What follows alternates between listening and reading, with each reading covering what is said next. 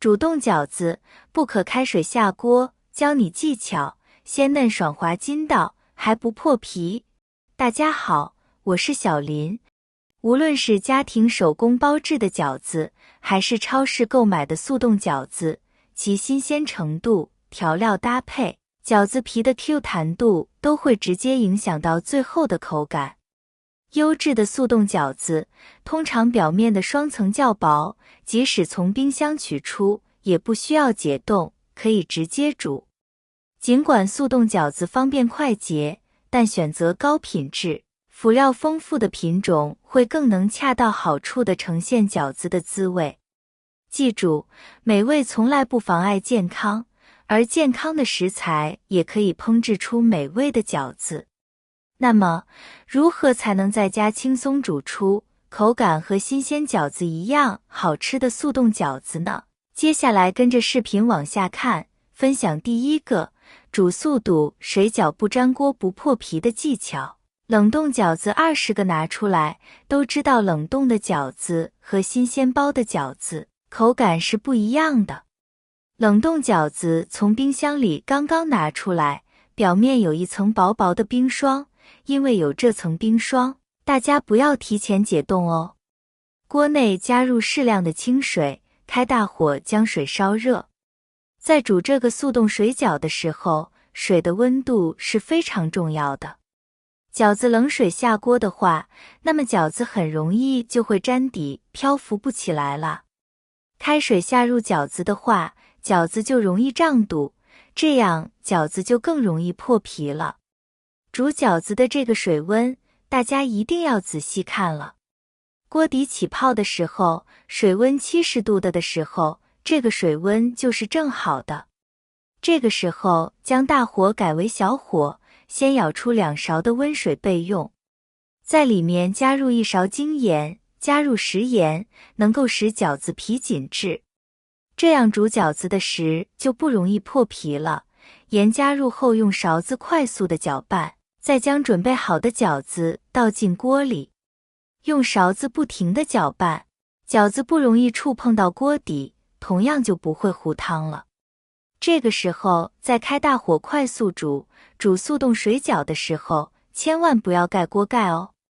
因为锅里的水完全煮开后，在里面倒入1碗冷水，这样可以让锅里的温度快速降下来，就能防止饺子因为温度过高而胀肚了。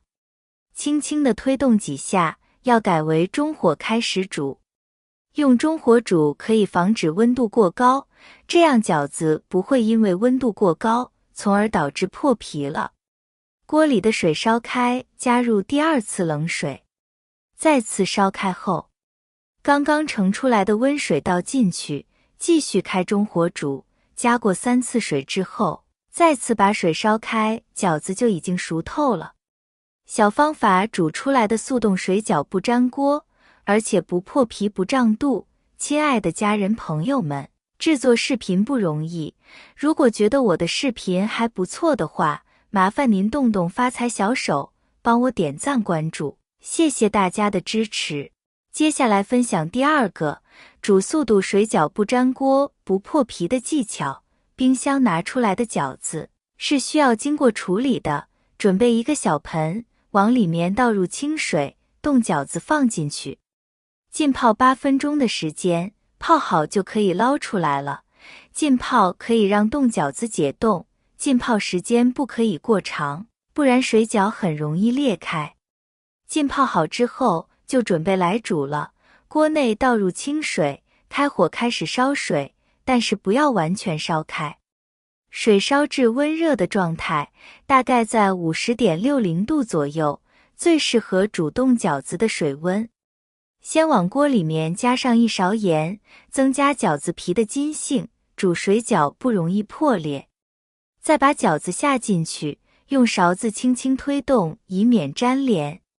保持大火煮饺子，煮到锅内的水沸腾之后，再往里面倒入1碗凉水，然后继续煮，煮到再次沸腾以后，再倒入1碗凉水。这次煮沸之后，饺子会漂浮在水面上，就说明已经完全熟透了。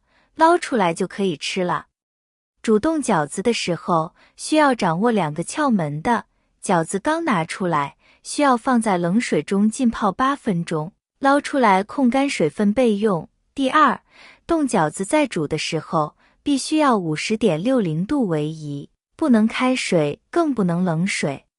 这个煮速冻水饺方法也不错哦。我们需要准备的食材有速冻饺子、白醋、食用盐等家中常用调味料。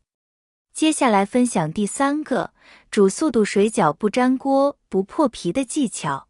我们来准备食材，先把饺子拿出来后放在清水中冲洗20秒钟以上，这样可以让饺子的温度得到一个调节，饺子皮吸足了水分，煮的时候也不会出现裂纹，后期就不会破皮。在煮饺子的时候，一定不能直接把水饺放在冷水锅中煮，不然饺子很容易煮老，还会出现破皮的情况。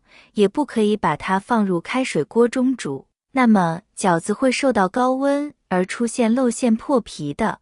锅中的水被煮到冒泡泡的时候，放入食用盐，倒入1点白醋，再把饺子放入锅中，用锅铲搅搅，这样饺子就不会粘锅。饺子煮8分钟，再盖上锅盖煮5分钟。